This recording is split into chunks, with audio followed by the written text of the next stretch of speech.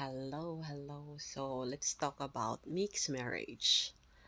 Yan yung ginawa ko sa kasal ko. Paano ikasal ang isang Katoliko sa isang Buddhism sa mismong simbahan ng Katoliko. It's a marriage between Catholic and non-Catholic. So, kasama na doon yung Buddhism. So, ang Buddhism kasi wala silang record, hindi sila kagaya nung ibang religion na may binyag, merong nakalista yung mga members, so binibigyan ng certificate. So, etong Buddhism, lalo na Taiwanese, kahit hingan mo pa sila ng papel, wala. So, nung nagtanong ako noon, sabi, kailangan, meron daw talaga yan, meron daw talagang record. Tinanong ko naman yung asawa ko, wala daw talaga kasi nga parang free will lang sila. Kung gusto nilang magsimba sa Buddhism, Buddhism sila. Parang lumalapag na wala silang religion, yung parang ganon. So, ginawa ng tito ko, nag-inquire siya doon sa mismong diocesan, yung may hawak talaga ng simbahan namin. Pagpunta niya doon, may yung secretary sinasabi kailangan nga daw ng ganong papel. Sabi wala talaga. Sabi may nakausap na kasi yung tito ko, Monsignor daw. Pag Buddhism, wala daw talagang papel yun, sabi nung nakausap ng tito ko. So, ganito, ginawa nila, tinawag nila yung mismong may hawak sa mga ganong mixed marriage. So, ganun na nga, nung nakausap ng tito ko, sabi, oo daw, pwede daw, basta pagdating namin, punta lang daw kami doon, tapos may papapil-upan lang daw sa aming dalawa.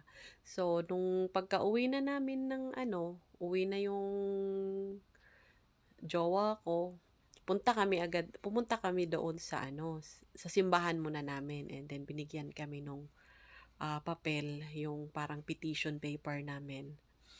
Tapos pagkatapos noon, may pinirmahan kami doon, Nangako kami na ako mananatiling Catholic, and then yung mga anak ko kailangan magiging Catholic din, pabibinyagan ko. And then may pinirmahan din yung jowa ko na yung anak namin lahat kailangan binyagan, hindi siya makikialam sa Catholic faith ko. So ayun, pagkatapos noon pumunta na kami doon um, sa may diocesan, sa mismong main. So, pasa na namin yung papel, and then pinapunta na kami doon kay Bishop for interview.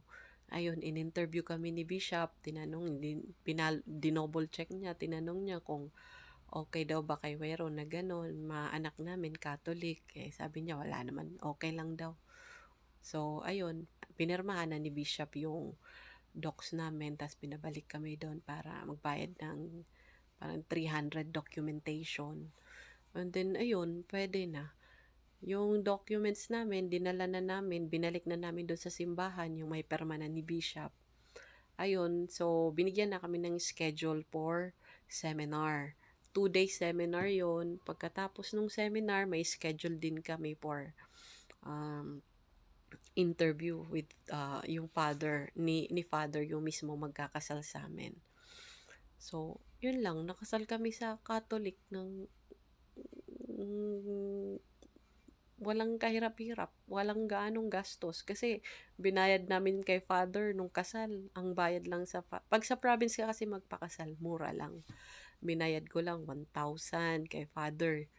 Tapos sa simbahan, 2,000 kasi syempre may bayad yung simbahan dyan, maintenance.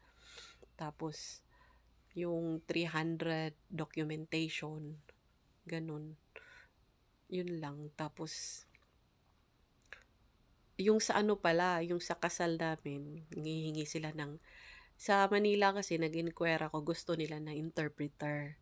Pero sa probinsya, kinausap namin si Father. Father, hindi ito marunong mag-English tong jowa ko. Paano ba yan? Sabi niya, kailangan ipa-memorize mo sa kanya yung marriage rite. Yung marriage rite is English. Kaya hindi niya kayang bigkasin yon, bulol-bulol siya dun kasi alam mo naman yung mga Taiwanese.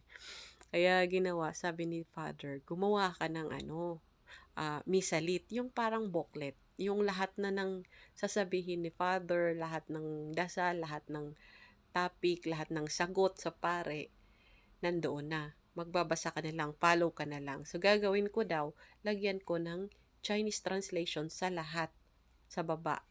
Para makita niya kung ano pinagsasabi, may Chinese translation. So, yung bow niya, yung mga sasabihin niya, ako, yung sinasabi ko, English. Pero nung sa kanya na, ang sagot niya, Chinese. Kasi, hindi naman siya ano basta at least alam niya yung pinag-uusapan namin, nakaka-follow along siya dahil dun sa misalit na pinagawa ni father sa akin. Yun lang.